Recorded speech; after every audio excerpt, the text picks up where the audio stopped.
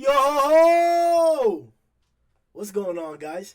This is Grimm Reaper bringing you guys another session of the Boar Hat Podcast. I forgot what fucking number episode it is, but we got a lot of them, so check out the rest of them shits. But for the meantime, we're covering chapter 287.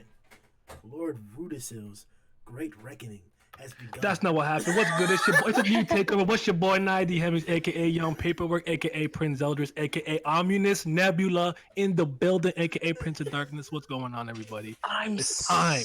It is time. Let's go. Let's go. All right. Settle down, you little fucking apes.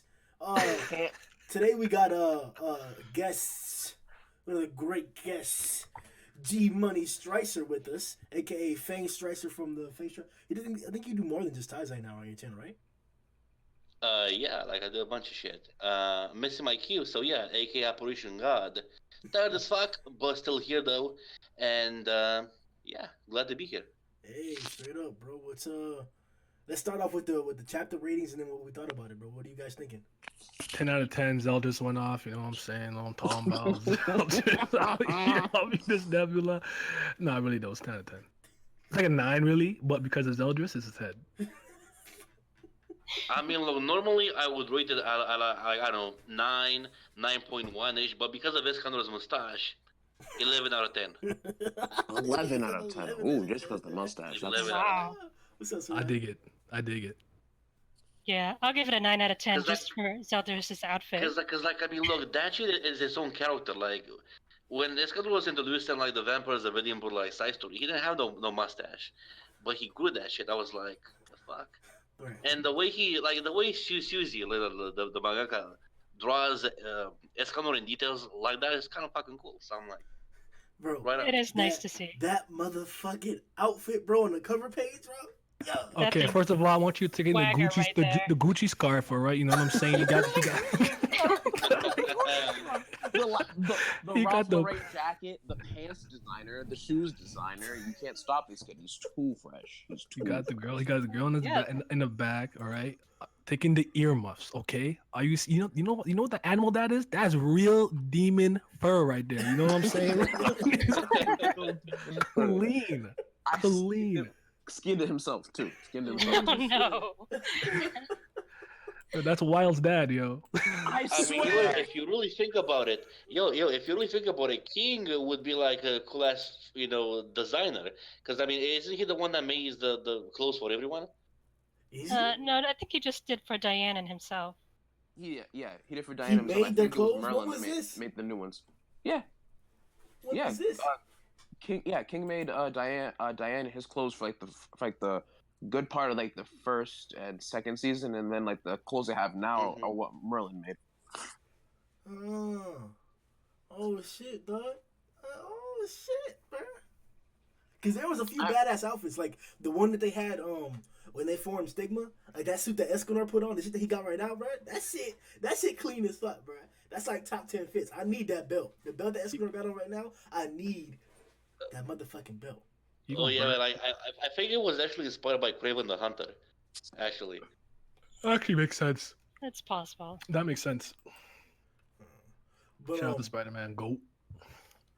for me, the chapter, or what is Arso? What do you think of the chapter? I'll go ahead and give this chapter a good 10 out of 10. It was it was just taizai fashion everywhere. A really overpowered individual. A lack of teamwork on one side, like absolutely. Just complete clown around during a fight. All in all, had fun reading it from the first page to the last page. So 10 out of 10 complete. Can't even doubt it. Yeah, straight up, bro. I can't give this a 10 out of 10. It's not because it wasn't spectacular, bro. We know why. Look, bro. Luda for real though. Look, for real. My baby had her panties out and open, bro. Like fucking. Oh my god, y'all seen that panel where Rudisell was getting flipped and shit, and then like. I didn't. I was too busy in that Zelda, so I'll be honest. Too busy drinking and all that Zelda. I swear, big chug from the bike. All right, I'm gonna say it like this. Look, Naya's gonna be mad as fuck, but I don't give a fuck. I am kind of disappointed at this guy's power. What? Okay. You know what? I can understand why you would say that. It's just like a gravitational pull, but and really what makes it like raw is like I think Demon King's But it's protection. perfect though. Yeah, the Demon King's protection No, is what. Yeah, yeah. It's like I like it, but I can see why it would disappoint somebody. Though is what I'm saying. I fuck with it. I mean, I kind of get it, but at the same time, like I don't, because it's perfect for Zeldris. Because I mean, I think I pointed in my review, but like it's perfect for him because everything he attracts, like think of his girlfriend, his relationship with Meliodas, like everything he attracts eventually, because he was the executioner at one point. He Mhm. has to execute, he has to destroy, even though he kind of didn't, but he had to. So it's kind of perfect for him. Everything he attracts, he eventually ends up hurting. I can kind of see some people looking at at it as a cheap like attraction, like the Rinnegan fucking thing from Naruto, but at the same time, like I like it. No, I'm fine with it. I would agree. I like that contrast. I didn't think about that. It's true because like what his brother and Gelder were probably the most important people in his life, save for the Demon King and the Demon Clan. So seeing that, so someone actually called that out. Surprising, I didn't even see that. I'm surprised I didn't catch that myself. We got confirmation that she's alive though. Like finally, for sure. Even though most of us knew, we speculated. It was pretty obvious. We know now. It was the only thing that logically made sense that would make him agree with Meliodas like that quickly. Well, aside from like, because let's take it all in order or whatever. I can agree that like the power is suitable for him. If anything, it's just I don't know. Like, what is that other portion too about the protection or whatever? What did it say exactly? Like whatever power the Demon King has given him is somehow, I guess, protecting him from physical and magical attacks. So when he's sucking you towards him, just physical. No. The thing is, like, the combo he's using right now is his own power of basically, attracts people towards him, and then he kind of does sort of a physical full counter, kind of, but not really. But if you were to attack him with like a fireball, which is a magic spell, he basically turns that into a buff for him, just like the Demon King does with his power. Because keep in mind, Zeldris is his representative, so he has the same power that he has. So, because remember, with the king, if you were to cast like a debuff spell where it's like, oh, his attack goes down 2 points, let's put it in RPG terms, the fucker will turn it into a +5 for him. So it basically makes the opposite effect. Where is that? Huh? Nigga, where did you get this from? I mean, what? it was pretty. I mean, it was pretty much explained in the battle versus the demon a couple of chapters ago. Yeah, but as far as we understood, the power that Zeldris has is the power of a god, which is the ability to seal magic. And then some I forgot. Well, not really. My understanding from what Merlin was saying is that he can defend against physical and magical resistance on top of being able to draw living things towards him. But because of the Demon King's power. Check page 16. I think that's where they talk about the steps of his attack. It says here. The way I took it is like he protects himself from physical attacks with his own power, with the ominous nebula. But it's because of the Demon King's power that if you were to attack him with magic, then it would kick him basically because he also has the ruler. Okay. Well, because again, this was explained when in Purgatory a couple of chapters ago. For all the for the viewers, the source that we're using is Manga Stream. We're on page 16 to the 287. It says verbatim. Please remember that this isn't the official translation, so this is what we read. It says, from what I've gathered up until now, Ominous Nebula has 3 traits. 1, with Zeldris to the center, it can draw things in with an immense power of attraction. 2, it can only draw in living things. And 3, physical attacks do not reach him, and instead we are hit with an unknown attack. And there is one more trait.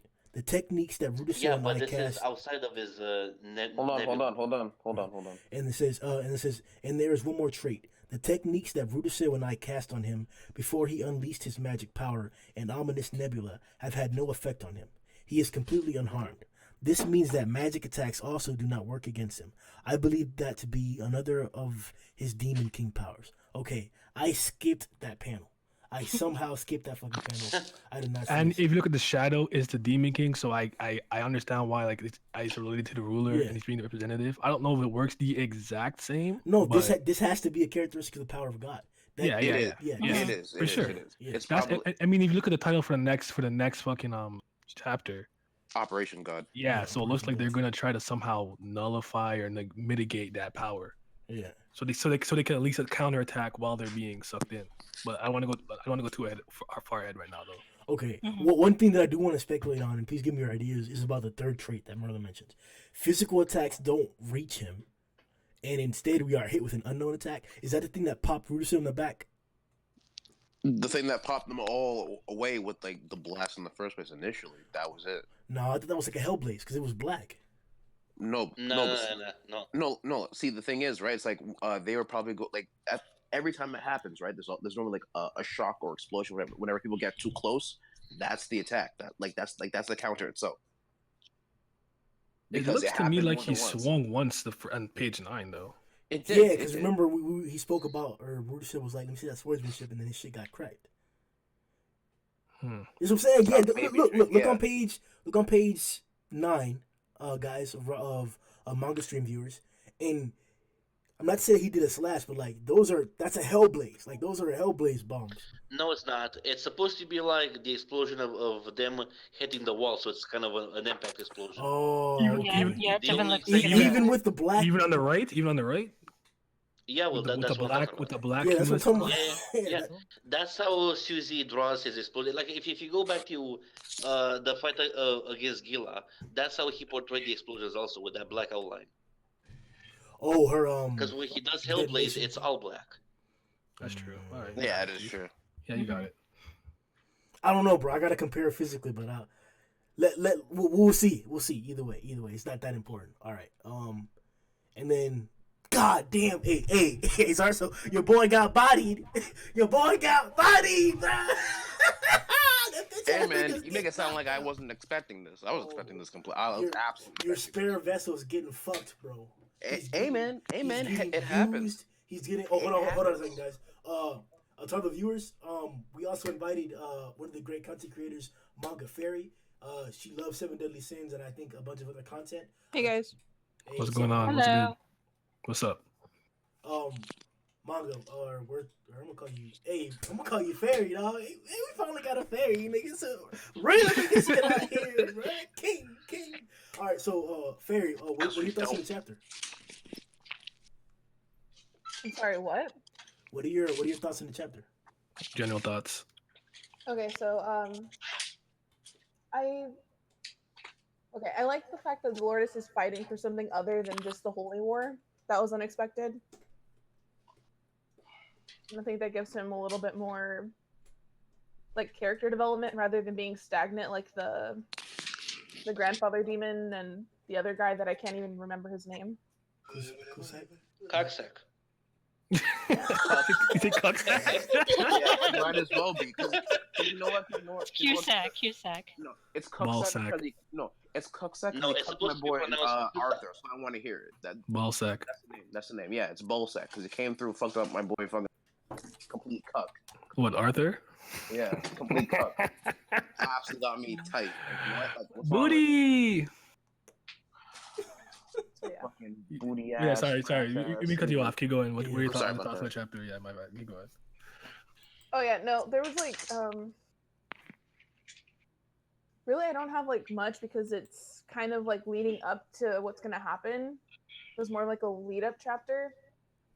But I did like the end where Escanor and Rudisio, is that how you pronounce Yeah. her name? Yeah. Yeah. We don't I even liked how know. they were fighting. Okay. Pronounced That already, shit was actually mad funny. Yeah. That was hilarious. That shit was so funny. It's just That's when it was egos, great. egos just clashing. I loved it. It was just it's like why you on my back? Like I don't want to be here. Or let's do this. Like nope. he's like nope. Yeah, he just stopped by and said And no. then he moved out the way so that he could get sucked in by ominous nebula. Oh, by the way, I wanted to ask you guys something because I wasn't really sure when I was reading the chapter the first time. So, like, in between the time in which fucking Ludacell basically was on Iskanor's back, and when she got sucked in, and then he grabbed her again, did he buff up even more, like in the second stage, or was that just my imagination? You would Yeah. think they timed the mission to where like it's gonna hit noon at some point here. Oh, Because he seems much hold buffer on. on page Hold on, 19 guys. on Manga Stream. We got once again, viewers, pause. Apologize once again. We also invited the great manga creator VengefulEagle. What's going on? Yo.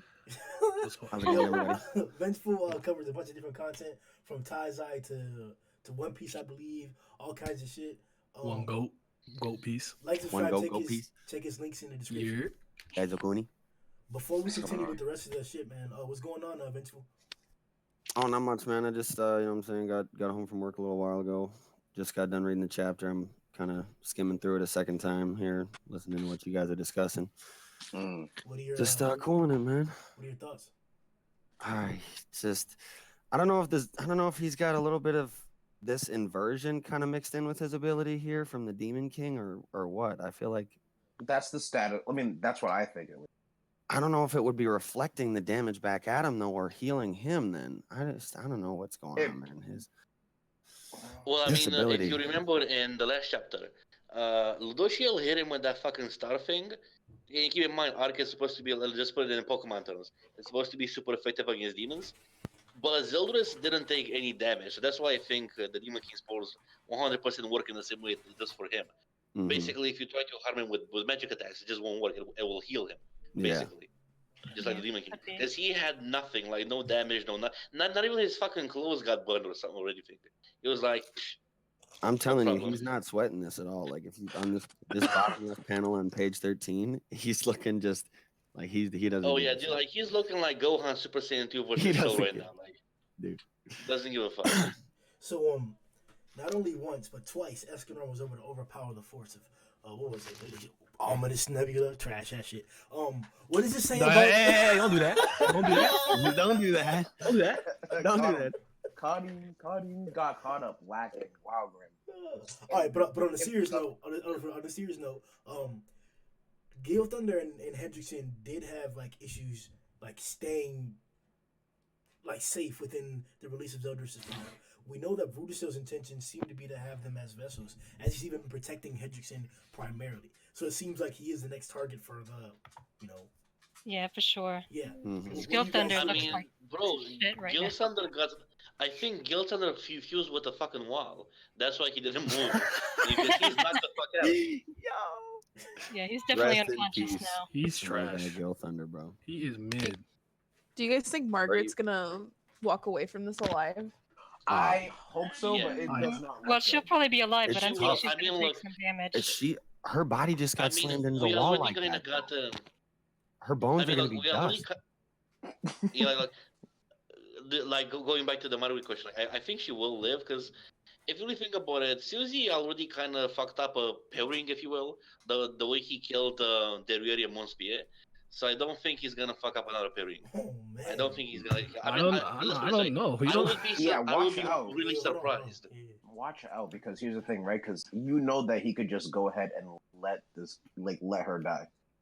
Because I mean, think about it. We already saw the last two archangels take L's with Mail coming through, so I wouldn't be surprised if Ludociel also died before anything else.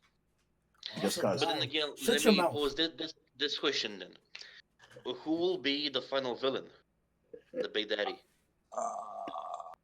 At this moment in time, I don't think it's no longer safe to say that Meliodas would be that final one that could convert and be there for the part 2 of Taizai. I think the prospects of the Demon King are now becoming, I was gonna say they're becoming even shadier now. I don't think he'll be the final one as well for the same exact instance. Maybe the Supreme Deity. Everyone says that too, but I don't see it because at the end of the day, we don't even know where the Supreme Deity is at or how she even That's the point, communicates though, with the because real world. if the Demon King were to be the final boss per se, like, we already know where he is and what he's doing. And Mhm. also, like, what the fuck?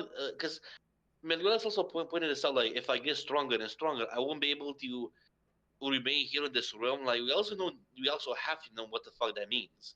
Once you reach a level of power, you can't stay in the real world. You kind of have to choose. But if so, then where did the Supreme Deity go? Because the bitch wasn't in purgatory, as far as we know.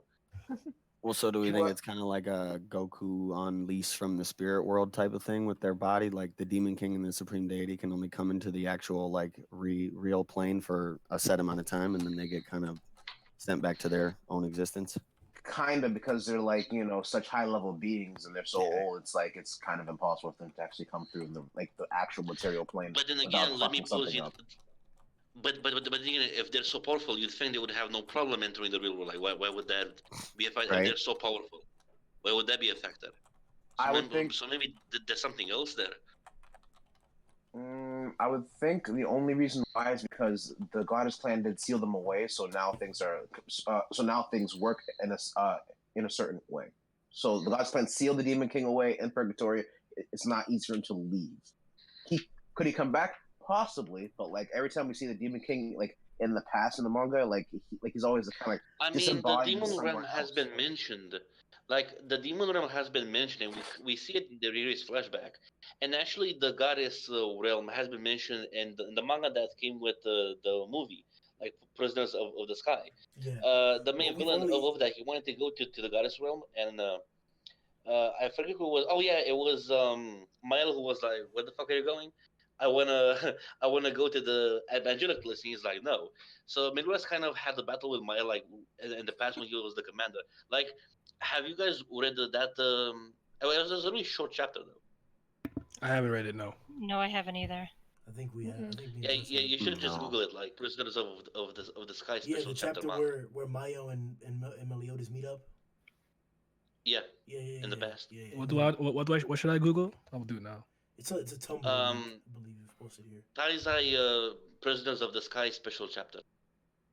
But as far as the goddess's territory, though, I think we've been speculating for a while. So like, what exactly? Nanatsu no taizai, Prisoners of the Sky. It's like the third thing that comes up.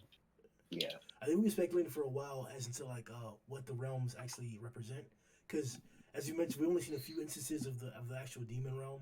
We've seen purgatory now, but in terms of the goddess realm, we've really only seen like sky temples and stuff that's that, and then the flashback to Maya. Well, yeah, but also like purgatory is something completely different in and of itself, because no demons, except for the Demon King, of course, can survive in there. I mean, if you were to put even Zeldris, I don't think he would survive. Meliodas is different because it's his emotions. It wasn't his physical body. So yeah, I don't agree with that. I think he can survive there. He proved it. If Merlin's dad can go in and leave, and like Merlin's dad. Yeah, but the dude was there for. He was only in there for like a minute, wasn't he? Yeah, and he came out. We're talking about a demon. Like horrid. We're talking about a demon. That's what I said. Like, if Merlin's dad can survive, not just die, I promise. Dude, if Zeldris and the other Ten Commandments wouldn't seal, they would have died of old age. They even said it. But not in purgatory. Yeah, I think Meliodas is a special case.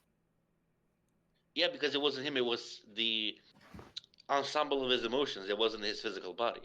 Because if you think about Bond, the only reason he was able to stay there was because of the constant regeneration. He was like literally getting torn apart every second. No. But as we've seen, you can become accustomed to that. Not only did Bond become accustomed to it, Meliodas did. So well, yeah, but it took the motherfucker like hundreds of years. Like, he would incinerate, regenerate, get frozen, regenerate. So that process continued for like hundreds of years, and then he lost his mind. I got faith. I got faith. But look, that's besides the point. I was just asking because like, it doesn't seem like there's. I'll just put it straight out there. I don't think the demon realm and the goddess realm are separate like dimensions. I think they exist on the planet. Oh, really? I don't know about that. But then again, if you really think about it, like, does Spain exist in the Seven Deadly Sins? Because they're technically in England. Yeah. Does right next to it. Australia exist? Like, what's going? Because these questions are really. Although I get why we don't have this information, because it's supposed to be. I mean, it started out as a story about knights in England and shit, and of course it evolved into something more. But something, I don't know. It would be cool to know that America exists, Japan exists, in the world of taizai. Well, actually, we know Japan exists because we know that's the samurai dude. That's part of Arthur Squad. What the fuck is his name? Nanashi, yeah. So clearly, like, other countries exist, we're just not gonna see them ever. All right. So at this point, we've also seen another feat. I guess whether we want to accept it or whether we know it or not, it seems like Zeldris broke Rudisill's sword. Mhm. Yeah, it definitely broke. Now, Oh yeah. So what? should we take this as like this is a power up for his abilities too, as we saw that before? Rudisil was superior in the minimalist. Nah, Zelda's better. Go. I don't know about this being able to I survive. wonder- Well, I Very, don't really know what you mean though. Well, last chapter we saw that whenever they had the bout where they were testing each other's speed, that Zeldris ended with 2 injuries instead of 1 like Rudisil did, and that was implying that Rudisil may have a speed advantage because of Flash. So this here showed an opposing instance. Rudisil's blade was broken in half. So Yeah. Well, yeah, but it was broken because of the impact that he suffered, not necessarily because Zelda is faster or it's because he used his magic. So that doesn't really make so something else happen. Like in that clash of instances, like Ludoshel was at 100%, Zeldris wasn't because he wasn't using his magic power. So it's kind of normal that. And also, like if you really think about it, Zeldris is fucking amazing. Like because Ludoshel has flash, like the fucker cheats. He basically got this thing gifted to him by the supreme deity. But Zeldris pretty much had to work his ass off to train with his sword for his Yai style. So just the fact that he's near flash level is fucking impressive. he that's super like he has the demon literally the demon king's power. He is the most babysitted one. He is the one that's worked the least hardest, man. He's been getting he's been pampered on the ass. You really trying to shake your ass for Ludovico right now. It ain't gonna Bro, work. I It know, ain't gonna I know. work. No one's It buying won't, it. it won't, Stop. it won't. Hey, No little one- baby, no one- have the power of God. No It's one will okay. say We're trying to as hear- for Like, Ludoshel or the or only the Archangel. thing- Not anymore. We the see only thing that bullshit. impressed I know, me- I know you So know I right now. noticed this on page 15 in this bottom right next to this panel of Merlin where she kind of is taken aback with an exclamation point. The next panel is just a shot of the ground. What significance, if any, do we think that's going to have? Oh, I think that's Gilsander's grave. Or something. Maybe. That's fucked up. No. Oh man. All right. Well, it is what it is. Merlin is busted. She just teleported infinitely back into play. I'm tired. Rest in peace to my guy Gil Thunder, I guess. You done. All right, one more power scaling question because you brought that up, Naya. Here we go. This she's like fucking 4,000, 5,000, something like that. We got her power level way in the beginning of the story. Doesn't seem that she's gotten any amplifications in terms of power ups. But she's competing with whomever. No, or but whatever. here's the thing though, she doesn't really need them. That's what I was gonna ask. It seems that spells. Well, and I'm gonna taizai- answer you because okay, so like first of all, we have the fucking This little nigga, dog. Oh, hold on, sorry. The spells seem to like. It seems that if you're a certain level, you can commit to any kind of spell. Should this be an implication on like how easy it is to learn spells and shit like that? Like for example, how Maya was able to use full counter, and we still don't know how he got that spell, or like corporeal world. Should that tell us more about how loosely people can use different techniques in taizai, or is it a single instance? I've always thought that people could learn techniques somewhat loosely, but at the same time, I think the author himself kind of never really meant for some of these characters to have too many magics under their belt. Like, for example, when who's Harlequin's friend, the fairy, Celebram? Hellbram. Fuck, can't remember his name for life. The real Fucking nigga. when Hellbram first came through, I feel like what Suzuki was trying to teach us was what to expect from Holy Knight after they've aged for a while and have learned some magic and have fought a little bit. Because remember, he used several different types of magic, had like a lot of different enchantments, and faced off against Meliodas. And right. No, that was something else. No. Well, he was meant to showcase because all fairies have their common things. Like they all can levitate, they all can read hearts, they all can manipulate plants. The power disaster. Just like all giants can manipulate the earth. Now, he was kind of meant to showcase how different King is than a regular fairy or a fairy that has combat experience, which in that case would be Hellbrown. Whoa, so you think that's Hellbrown's what a he meant regular to show fairy? there. I gotta disagree with that. Hellbrown was a monster.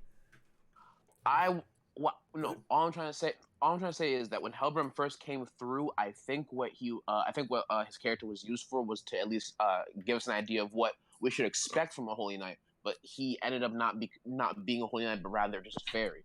So obviously, like a lot of his Oh yeah, I abilities, can agree with like that. a lot of his Actually, yeah, abilities weren't necessarily what he was like what he was about. He was more about using his fairy magic, manipulating nature, creating all of his I guess his own special spirit things that were created from the spirit tree or whatever.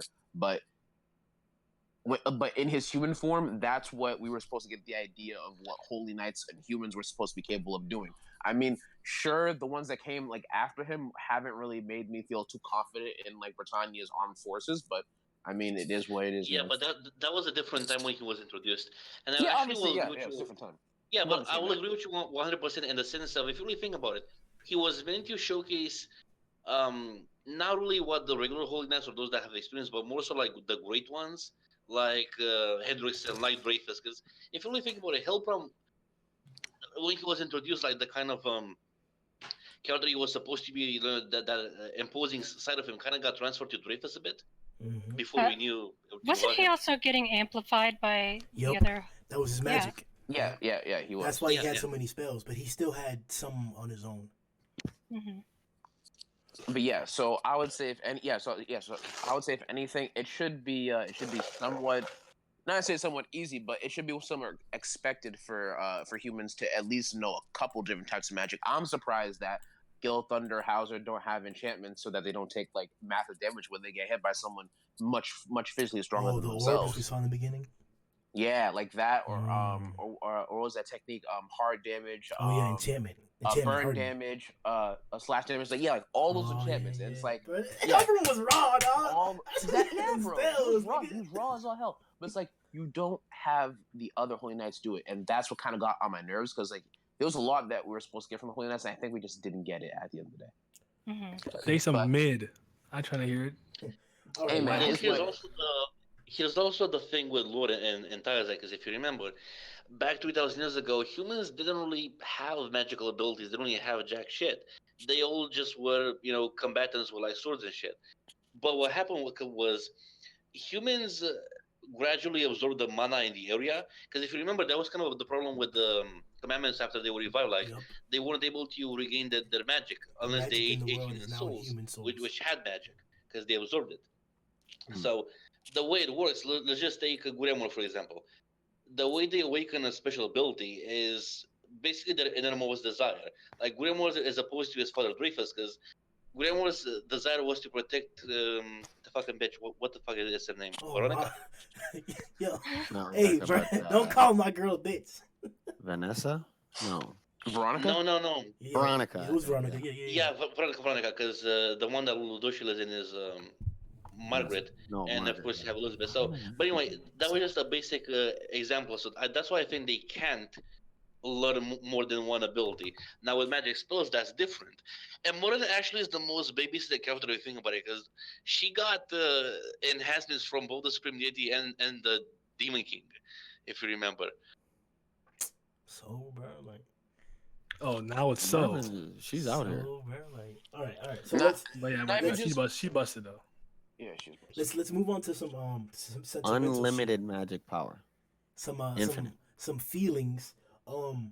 First off, let's go from the top of the voice chat to the bottom of the voice chat, so we all get our opinions in.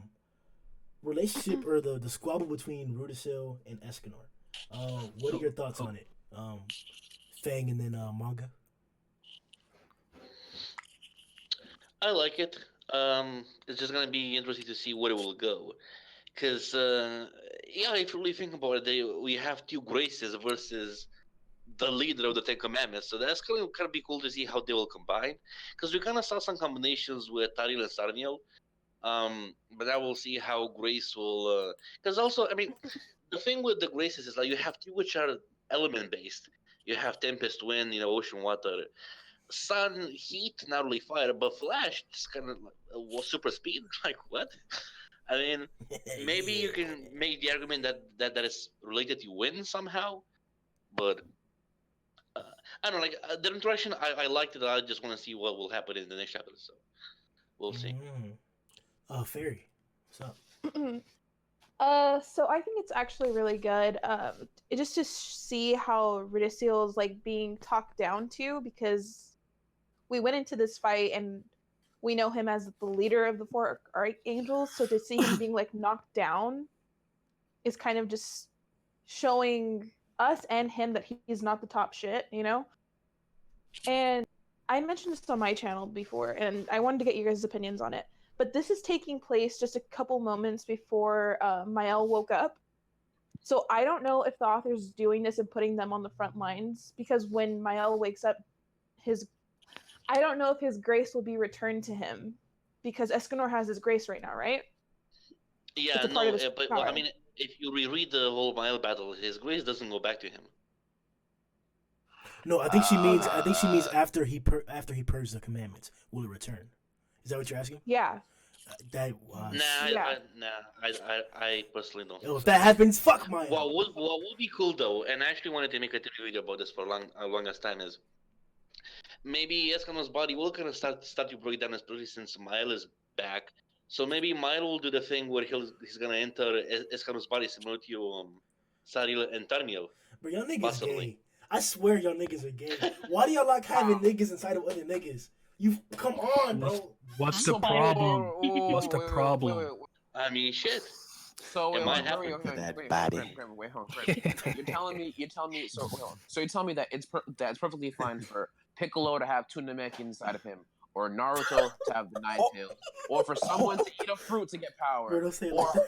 all these ways these people get powers, but for some reason, right? For somehow, some way, like an archangel can't be inside of a human and subsequently boost them up. That's some bullshit. That's I'm not complaining about the possession that's been done. It's just that Why you you guys, doing my guy Piccolo like that? you guys want everybody to be That's so out of Can't even context. lie. You said it's okay for Piccolo to have two Namekians inside of him. They don't even have Like he gender. just got the locomotive on They, it. they drink water. Damn, bro. They come from Guru, so it's fine. All right. What's fun? But let's finish the first row questioning, and then we'll hop on to the Mayo power. So I don't think Fairy got to finish her thoughts. Oh yeah.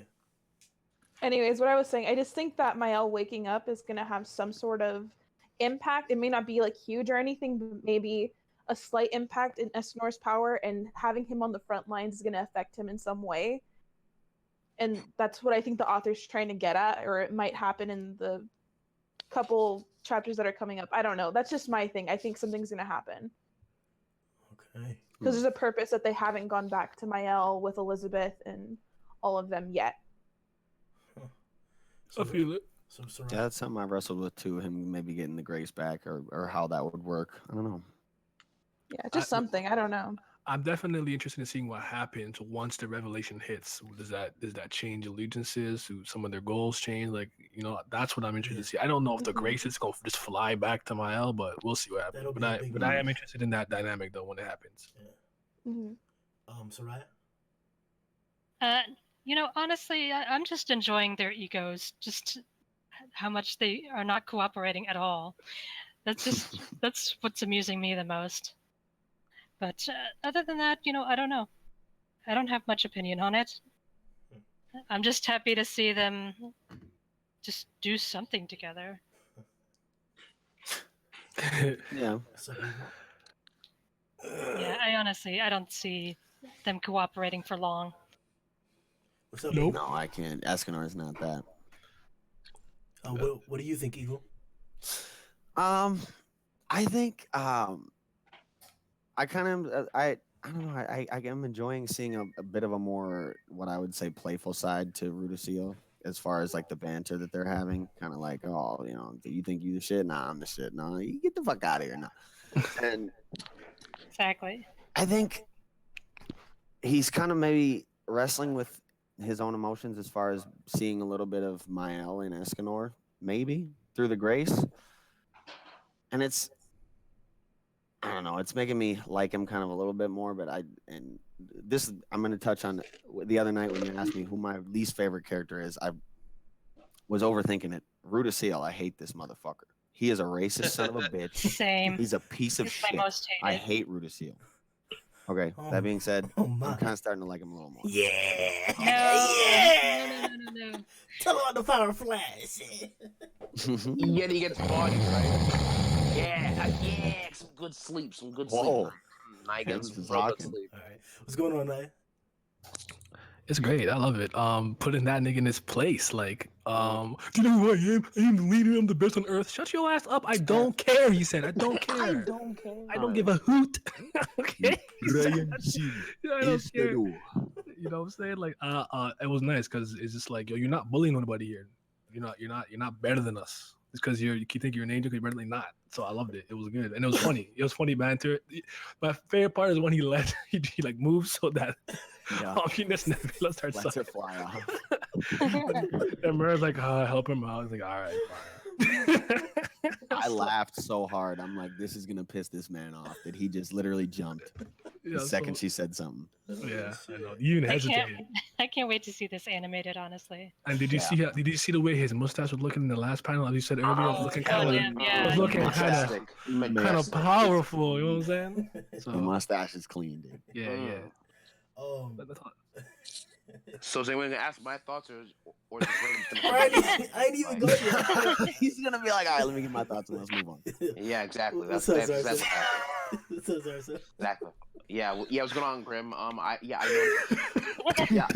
know. Me up or say anything about me. Just like everyone else is here, but it's like Zarso don't really know where he's at. Like the folk kind of trash ass. Overall, Keishan has family issues he's dealing with. He knows this like last week. Right. But overall, I love the banter. I remember the Vampires of Einberg. So that little thing that Amelia said, that the Sin's greatest strength is their absolute uncoordinated teamwork. Yes. And I thought that was like perfectly evident here, because even when they're working jointly with like other military forces or other military arms, they don't really care. So like, I don't care who you are, dude. Get the absolute fuck out of here. Who knows what they're gonna pull off? I don't think they're gonna like go into the domain of God or anything. That's a stretch. That's what I thought. I thought some like crazy ass stereotypical fusion type shit with the Gracies. You know, instead of a demon sacrificing his 6 hearts or whatever, motherfuckers fuse. Every part of my being tells me Merlin figures it out. You didn't think on fusing her on his ass, huh? She's gonna be like, oh, I got it, and then she's gonna do some shit. Yeah, like. Yeah, I hope she does something. You know she's gonna make it look simple. Yeah. I mean, unfortunately, she's the only one who doesn't seem much affected by anything here. Right. Yeah. She's literally chilling. Okay, I can just infinitely teleport away. Sky's like, no. Oh, okay. She's constantly teleporting everybody. Like, this is like the second time too. Like last time I was like, Merlin, no. And she's like, yeet. Like, fuck you thought who I was, bro. I was like, I noticed too when Escanor said giving me an order is a wisecrack at best. Chandler and Cusack both. Yeah, they chimed in. Said a wisecrack. ... I wonder. I don't know. That's weird to me. Little shit like that. All right, I want to say something super negative. So thrash me if you need to. Hey. Is this taking away from the fight? Not really. No. I mean, in what sense? That Zelda's pop. I mean, like, the Zelda's is the one like taking the center stage, and the rest of them are fighting. No, that like this little banter here, like. I think it adds to the fight, honestly. Okay. I don't like anything that takes itself too seriously, so I like moments like this. Okay. Yeah. That's why I like One Piece, because it can be goofy when the situation is tense. I don't like things that are super edgy and serious all the time. Like, it fits the character. Well, I think he's talking more so about the fact that like Chandler and Cusack aren't doing shit. They're not doing shit because they don't want to get involved either. I don't think they need to, honestly. So you think they'd be getting sucked in? It sucks in all living things, right? So they're living. They would step in if they needed to. They were hanging onto the fucking wall, like they didn't want to get in. They're like, yeah, we're good. Yeah, so we're good here. Like old boy, you don't you go do your thing. We all know you've been trained up. We all know you you out here. Go ahead. What I meant was go off, King. Their dialogue. Go ahead and buck, young buck. Go ahead and buck. The dialogue when they were trying to when he was trying to fortify himself, keep himself down, with Rudicell, it kind of like repeated itself. Like it was just like it was like fucking monologuing. Like when a villain monologues, you don't really care what the banter is. Like I feel like it could have been shown in a different way or in a much quicker manner that like they were bickering. So I'm asking like, does that? You've already answered this and take it from the fight for me. For me, it kind of does. I wasn't expecting that at all. Like I agree, it's humorous, but like. Well, think about how Lucio sees himself. and then a Scanner's Pride. It's like it made sense for them to clash like that. It didn't seem weird or out of character to me. Not only that, but I think it's also showing how little Escanor still thinks of this fight. Like he's still thinking like this isn't shit. Like I think that's where the banter comes from. Like he's not taking it all too seriously, and that's what we're supposed to feel. I'm in agreement with that because I feel like did he's Escanor actually take any damage from Zildris, or was he just like knocked back? Because Ludocio was kind of fought like we see like scars in his like it was slashes in his armor like, but Escanor was like. No, Escanor was chilling. I mean, he hit the wall, but he's the only one we didn't see like cough up blood or like get knocked out. Would you say it caught him off guard? Is what it maybe is. Old boy hit the wall. Like, where the fuck this come from? He's like, yo, what's going on here? Maybe Gilsander broke his fall, and that's why he died. Yo! Hop off Guild Thunder, bro. No, Hop off of Guild Thunder, dude. No, ain't none of that shit here. Escanor a big dude, he'll crush all of us. I'm pretty sure. What were you gonna say now?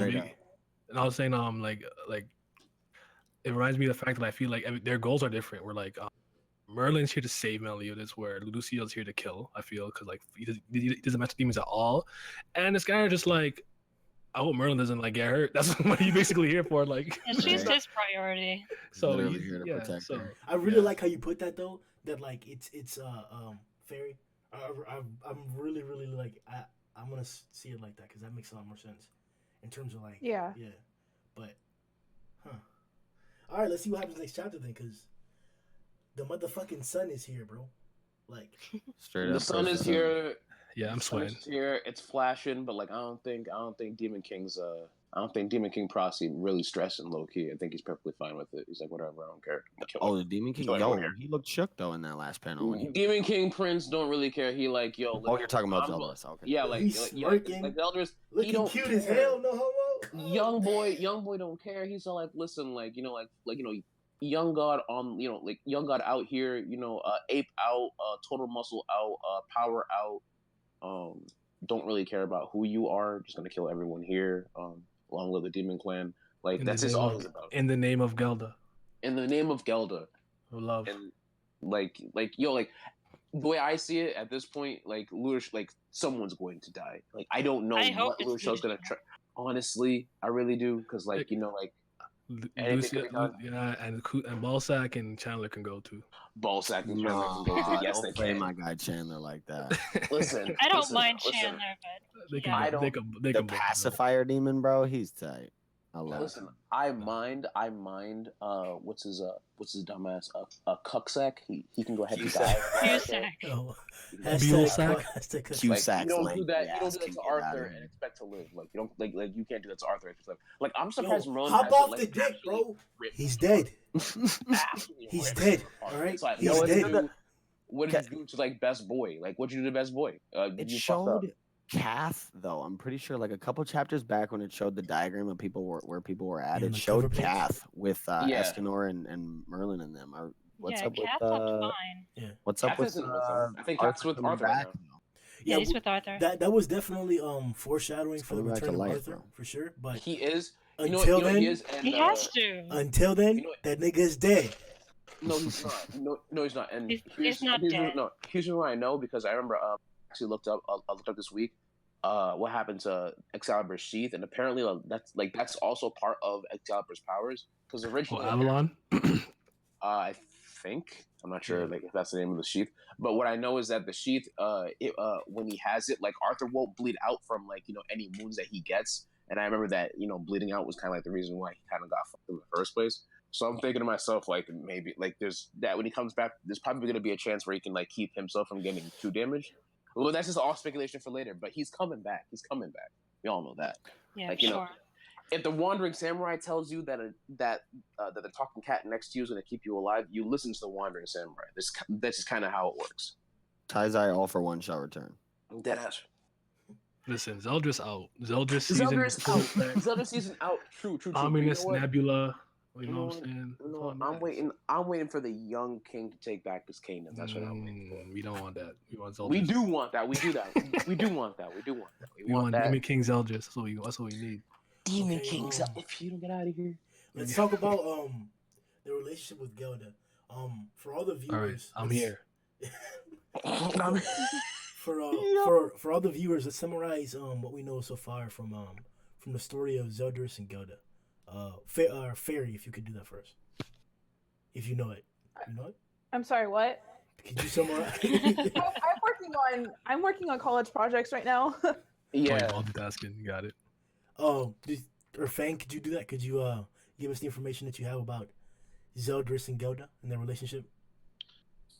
Kind of. I mean, it's not really all that complicated. So basically, Zeldris had this period. Actually, Zeldris is very similar to Mael, only he kind of went on a different route where he idolized Meliodas, his older brother, and kind of got his ideals from it, just like kind of like how Mael got his racism from Rodoshiel. But one thing kind of changed. Zeldris was looking at the Demon Clan and saw Gerda, and he's like, "Damn, that's one fine piece of ass. I'm gonna give me some of that." And he basically fell in love, and that was it. And I think what happened was the king of the vampires wanted to, for whatever reason, because really they were really weak if you look at the portals. The king had like 7,000 or something. They wanted to rebel, and he wanted to overthrow the Demon King. And the Demon King was like, Zeldris as my executioner, because keep in mind, he wasn't part of the Ten Commandments only after Mel left. But at that point, he was known as the executioner. So he was given an order, wipe out the entire clan. But he didn't, so he sealed them instead. And that was kind of it. And in prison times, well, not only in prison, 10 years prior to them splitting, because Hendrix and with Dreyfus, they killed Zardoz. Zarathos. Yeah. So basically, we have a couple of special chapters where the Sins go to Castle Edinburgh because the vampires were revived, and we see a couple of cool battles. It's actually the introduction to Escanor in the story, and he basically completely destroys the Vampire King. Cooks and him. that's kind Absolute of it. one shot. Yeah. What was his line? Apologize for being born in Born into my world. I'm Yeah, yeah. like, come on. You guys can't live here. Only I can. Yeah, then Gelda asked, remember they mistaken Meliodas for Zeldris, and then Yeah, Gelda obviously and actually, knew. yeah, but Gilda actually in cold blood, I think she killed those two vampire bitches she was with, like Yeah. Just the one. Well, Just she. the one. Oh yeah. Or whatever, but then And she basically told Mel, like, I have no reason to live. I'm never gonna be with Zeldris. Kill me. And Mel obviously didn't, so he just sealed her again. yeah, and then Probably figured, yeah, like my little bro coming back, he might be a little too angry if I have him dead when he comes back. I Like, mean, he knew I don't he want was to. gonna I don't come want to back. like get beaten. Well, up too actually, I just realized because that was a strategic play by Meliodas even back then. Because keep in mind, they knew the commandments were eventually gonna revive. That's why they formed the sins in the first place. bad. Yeah. So maybe at that point he was like, I'm gonna keep this bitch in reserve so I can have an ace to play against my little brother. If yeah, you really think about it. some leverage, Possibly. And you know what? It and worked. they came because and they Zelda's- worked. Yeah, because now he's like, it yo, worked, I yeah. want to be Demon King. He's like, no, I'm gonna be Demon King, and here's why. He's like, you oh guys yeah, wanna bet believe she's that? alive, and then Oh, you know, oh, If you bet. guys want to believe Oh, that, don't ever tell me that Meliodas is a good guy again, because this is another he's thing I not. can add to the list. He's a Like horrible he's a person, rotten son of a bitch, but that's why he's so likable. no doubt. he's still raw though. Rawness and swag over everything. True. All right, so Like before we give our final predictions, because we're gonna head out soon, we're heading down to an hour. Give me your overall thoughts on the character Merlin from the beginning of the story till now. She's changed a lot. We've had several things be involved with her, whether it's the unification of the Seven Deadly Sins, her love for Arthur, or her relationship with Escanor, and that feuding thing that's happening there. What are your thoughts on Merlin as a whole?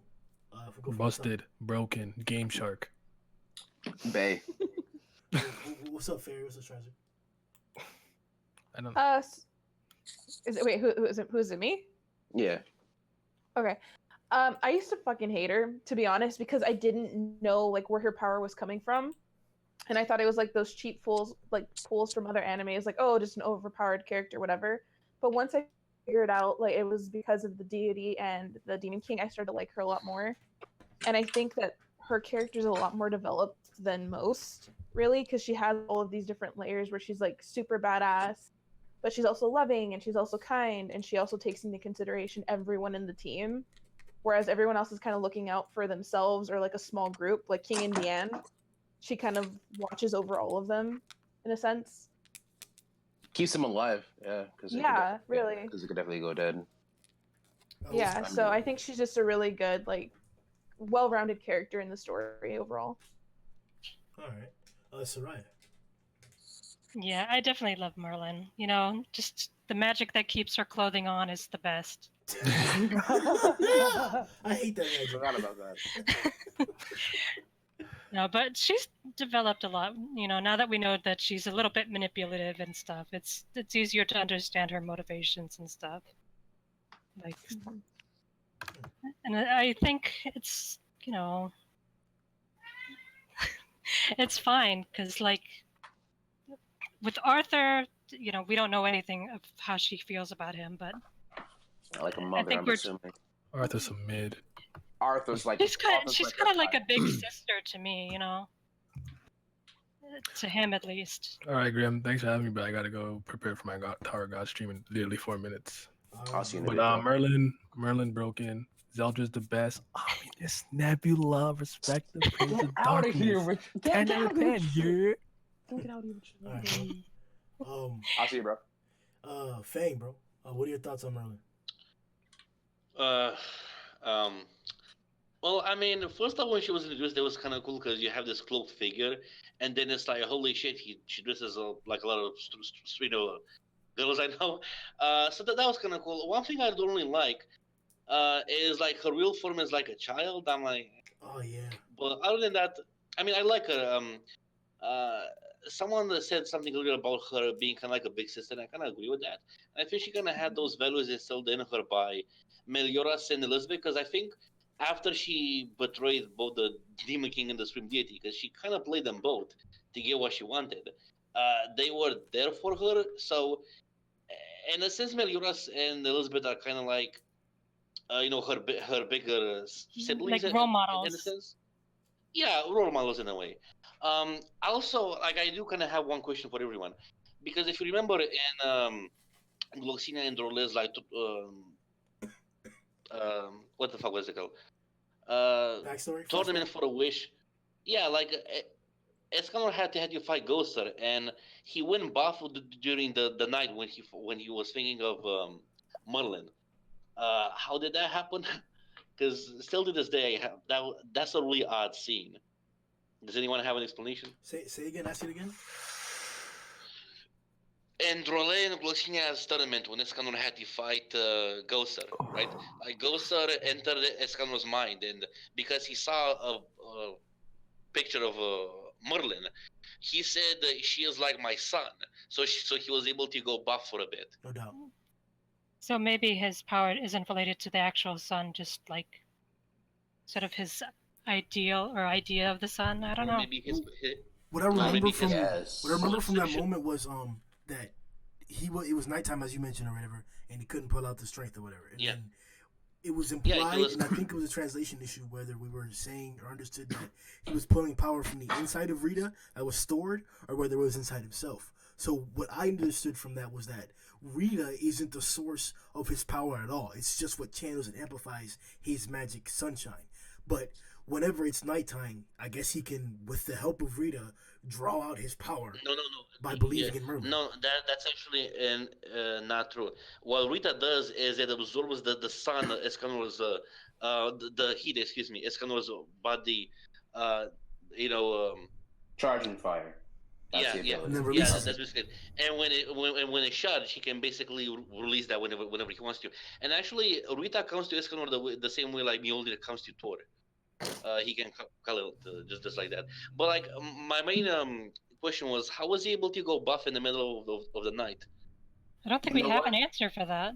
I think we do actually, and No, kind of that's- overthinking it. Yeah, we do because That's my theory, bruh. That's why, hold- nigga, that confirms the whole human thing.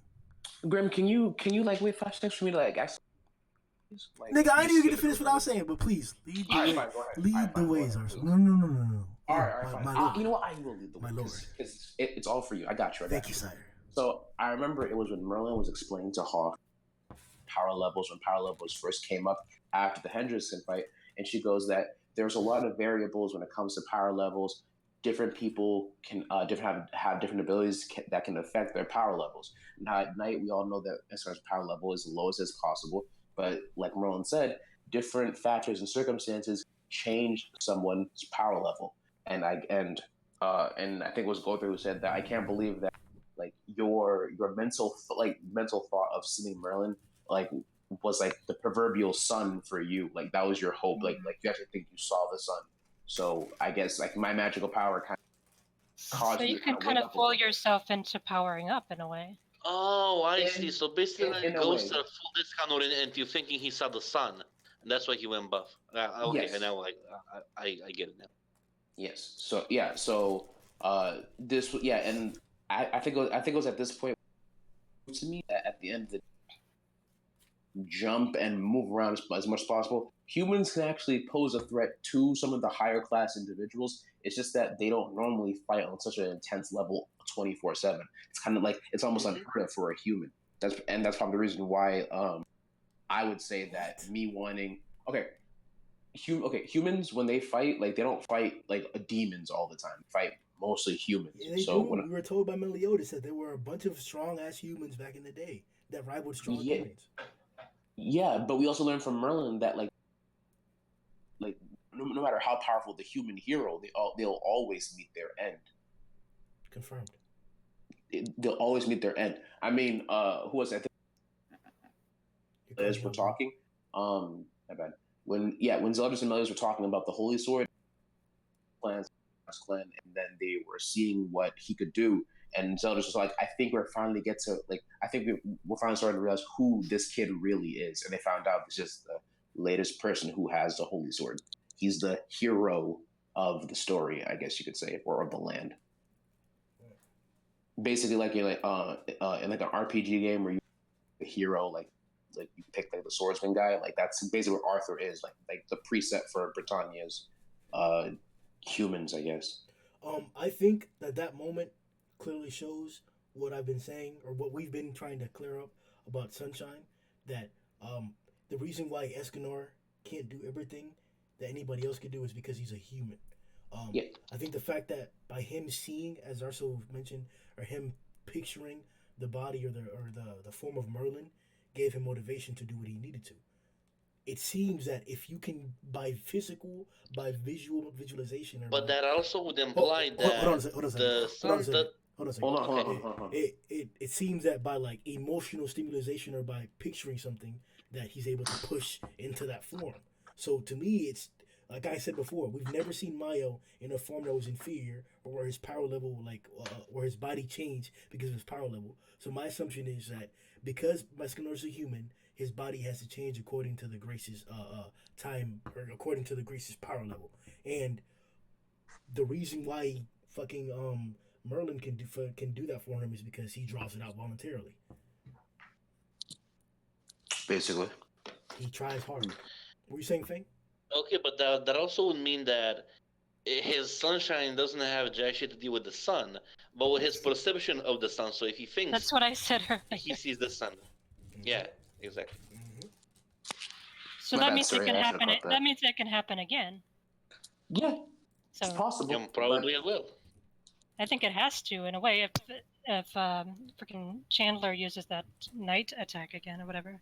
Mm-hmm. I mean, it would be cool if Chandler like makes it night. Maybe Ghost is there somehow, or maybe I don't know, maybe in 20 or 30 chapters.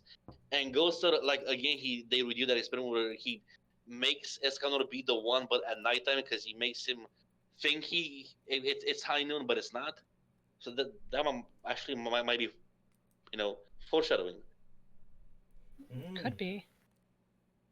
Okay. All right. So before we head out, what are you guys' predictions about the next chapter, 288? Well, what was that? Oh shit, I forgot Vince was nigga. Love that. Vince was right, yo. What's up about this? We were talking about Merlin, right? Or we already passed that? I think we passed that. Okay, we were. Yeah, no, I was wondering. Your mic cut out there. I was wondering what you were saying. Okay, all right. We were on the Did you guys have any opinions about the Escanor power? We kind I of don't talked know. about that also. The whole Merlin thing is she's a character that I struggle with as far as my appreciation for her.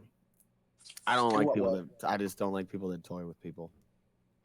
Oh, so it's just like a personal thing. I can't stand her most of the time, and especially with the whole Escanor thing. Like, yo, You know I what? wish they would just chop her fucking head off. Well, You know maybe what? there's a reason she can't be honest.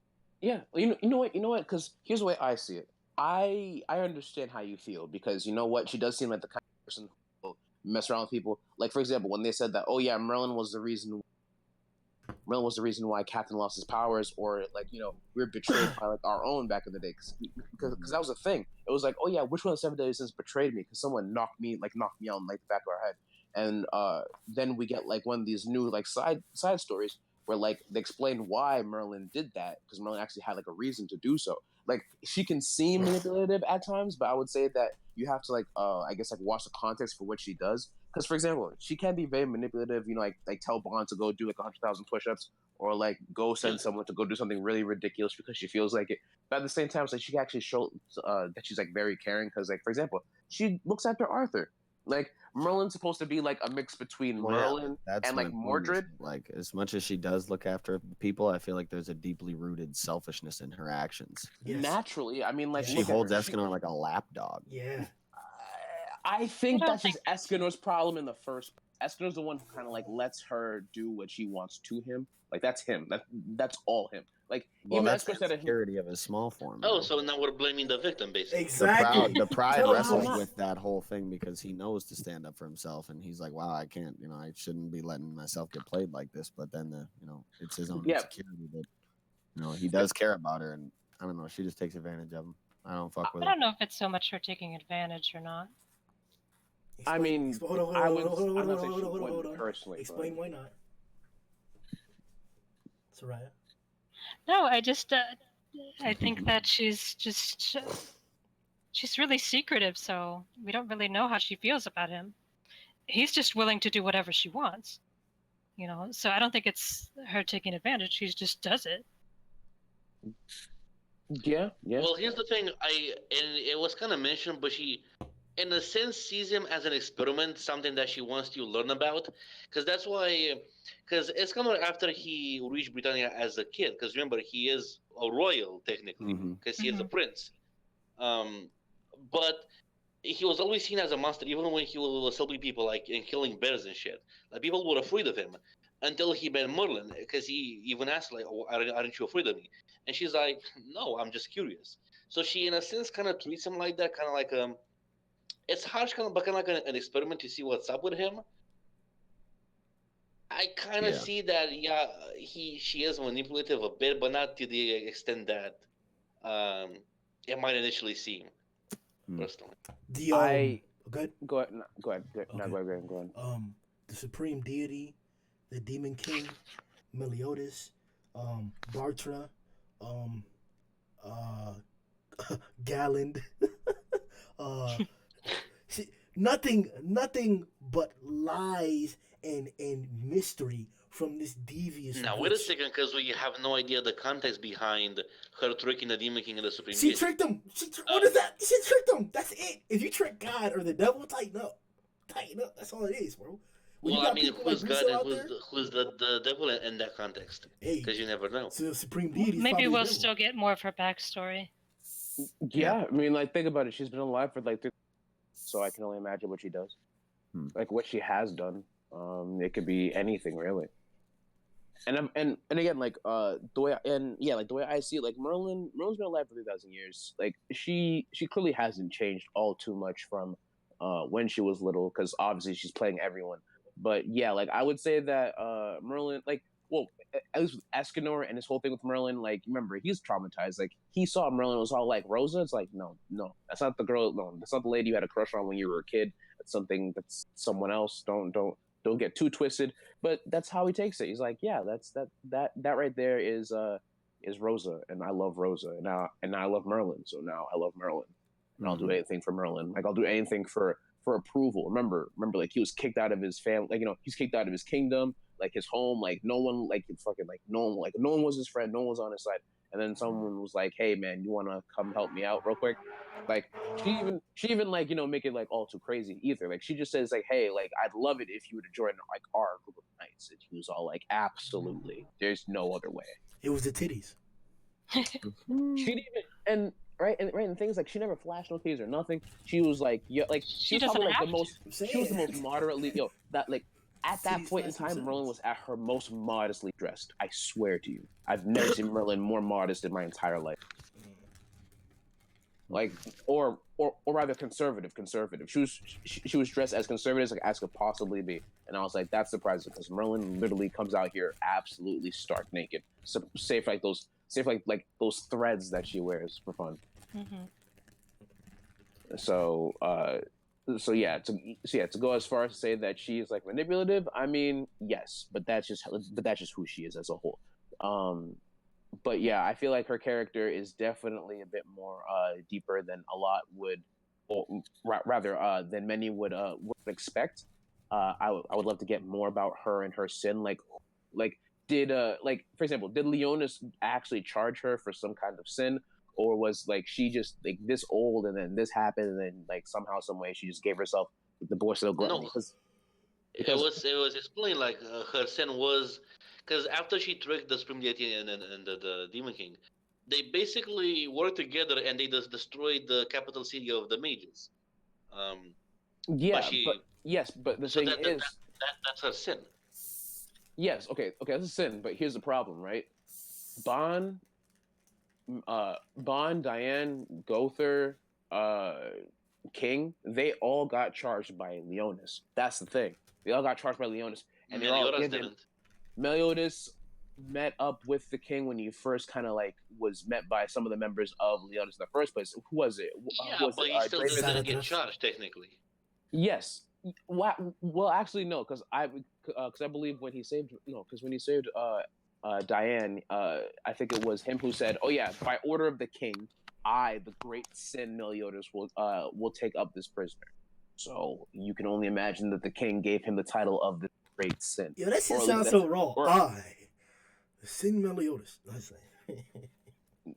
my point is that he wasn't charged with anything. Like, oh, you're gonna go to prison for destroying Danafor or something like that. He wasn't. They couldn't put him in prison because he was so.